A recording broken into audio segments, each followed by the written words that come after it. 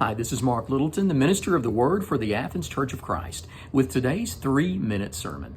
This week we're focusing on a passage in Romans 8 and verse 28 that is one of my favorite verses in all of the Bible.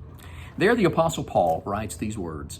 He says, "And we know," I love the confidence in his words, "we know that in all things, not in some things, but in all things, God works for the good of those who love Him, who have been called according to His purpose."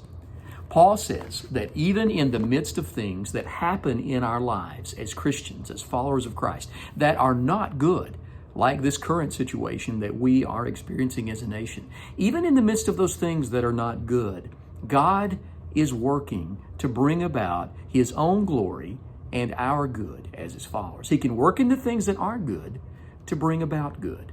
Paul knew that in his own life because he had seen it happen. He had been thrown into prison multiple times simply for telling people about Jesus. And in that time that looked so bleak and looked so dark and that looked like nothing good could possibly ever come from it, God used that time to actually help spread the good news of Jesus. And it was during that time that Paul wrote almost half of our New Testaments that we are benefiting from even today. And so God can take that which isn't good and bring about things that are good. And what we're doing is we're thinking about that principle in light of our current situation with the virus and all of the things that have come as a result of that. These things are not good, and yet God is working even in the midst of that to bring about some things that are good. And so each day this week and probably into next week, I'm trying to share with us one thing each day that is good that is coming out of this. And here's the one I want to share with you today. I think that this time where everything in our nation has almost come to a screeching halt, this time has helped reveal maybe some idols that we have erected in our heart and in our lives that we did not know were there. I'll give you an example of one personally for me, and that's sports. I love to watch sports. I love particularly March Madness.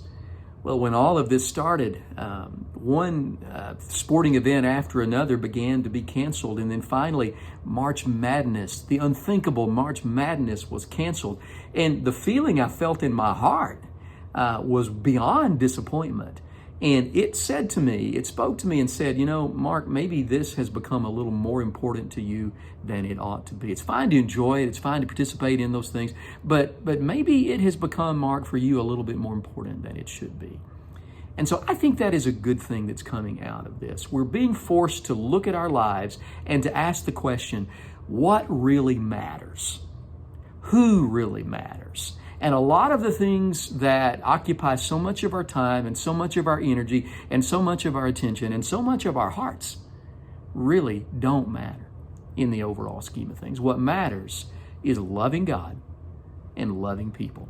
And I think this crisis has helped remind us of that. And that, my friend, is good. Lord willing, I'll see you tomorrow for another good thing God is doing in the midst of this time that isn't good. And so we'll see you tomorrow, Lord willing. God bless.